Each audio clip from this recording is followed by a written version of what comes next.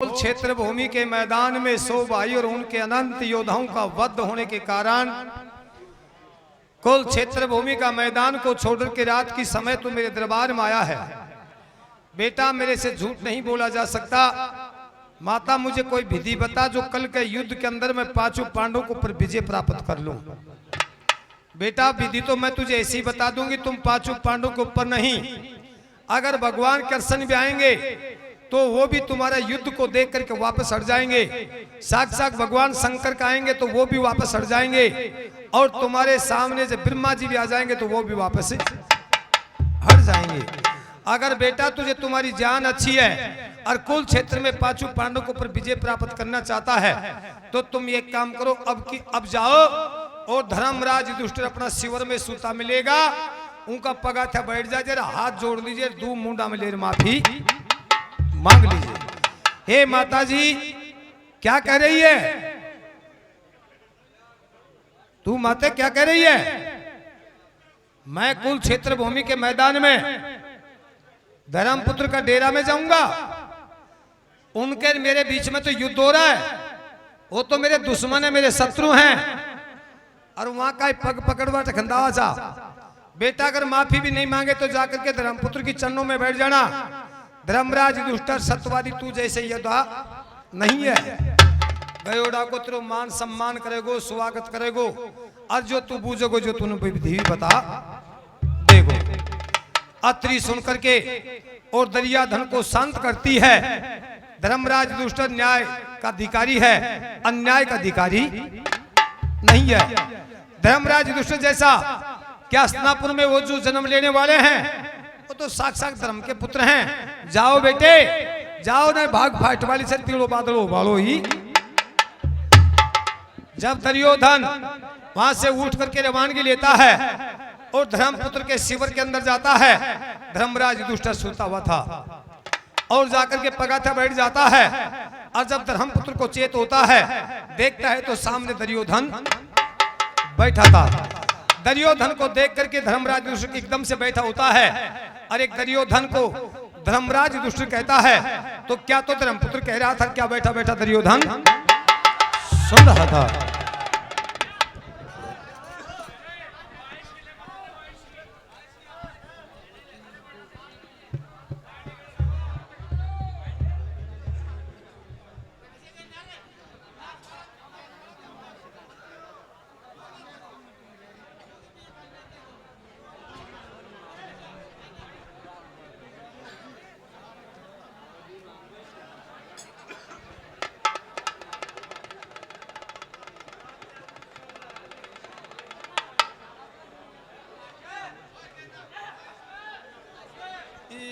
या तो 10-15 दिन पहली, ये या तो 10-15 दिन पहली, अब तू क्या चालो तो आयो छे। या तो 10-15 दिन पहली, या पर तो चालो आयो छो। आ तो 10-15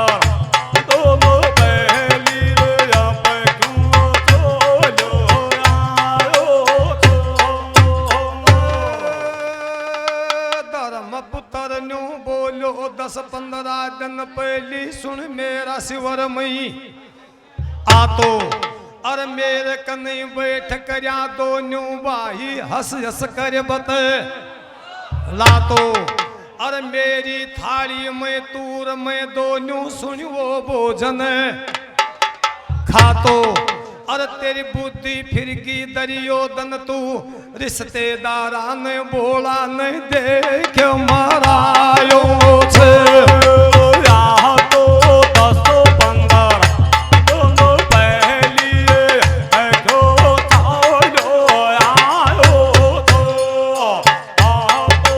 10-15 दोनों पहली जो चालो आयो तो। 10-15 दिन पहली आ जातो तो किम्बी को ना बिगड़ तो बच जाता, सगा संबंधी सुन रे रिश्तेदार, अर कुल क्षेत्र में ना दूध में तलवार बहती ना मरता खेच बड़ा बड़ा सर दहार अर ना कोई कुटुम कबीलो मर तो मुन ना जानियो सन सार अर बाही बाही ने मरवा करया तू मुन क्याट मुंडो तो दिखायो छे या तो दस्तो पंगार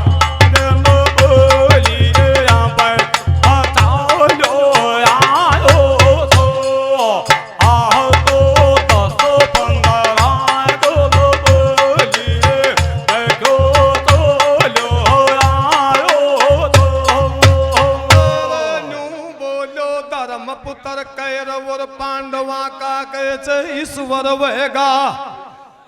कूड़ा अर भोली सी विधवा वेगी जड़गा आथी दांत का चूड़ा अर छोटा छोटा टाबर मरगा जनका सुनवेगा छी तूड़ा अर तेरो जैसो बेकूफ नहीं जो कुटुम कबीलो खुद मरवायो छे हाथों रे दस्तो पंगार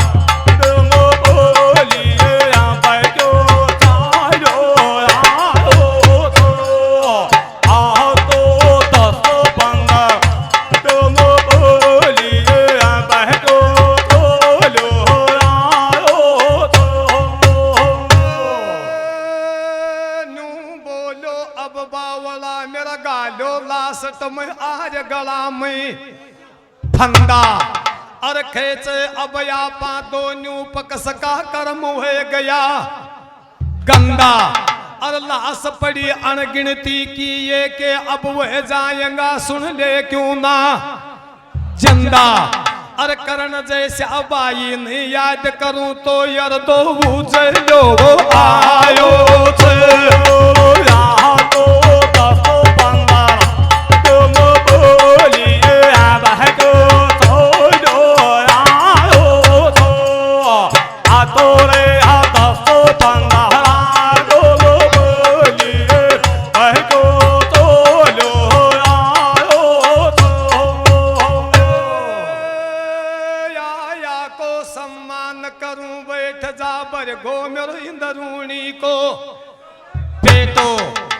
चक्कर बिऊ के माय मरवायो मेरो लाडलो हंस मुकी सो अब मन्यो सो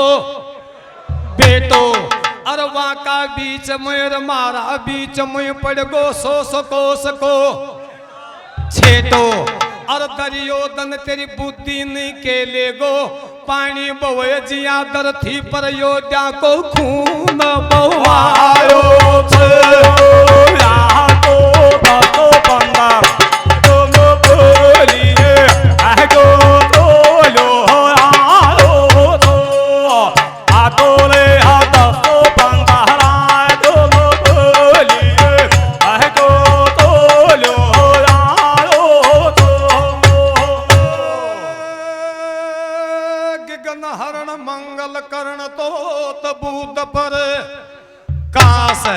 अर नाम लेत गणेश का तो पाप का नहास अर सत के गुरु गोविंद साय जी मैं रहूं चरण का नहास अर धन कलयुग का वो तारी कालस तू मेरा सिर पर याद जो छायो छे हाथों रे दस्तो पंगार दोनों बोलिए आह को तोलो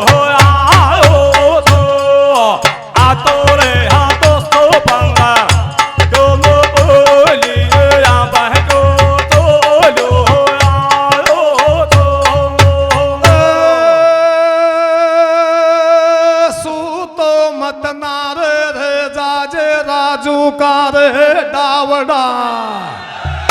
अरे तेरो चेलो तेरी चरणा में तुन ये लो तो लगायो छे हाथों रे दस्तो पंगार दोनों बोलिए आबा है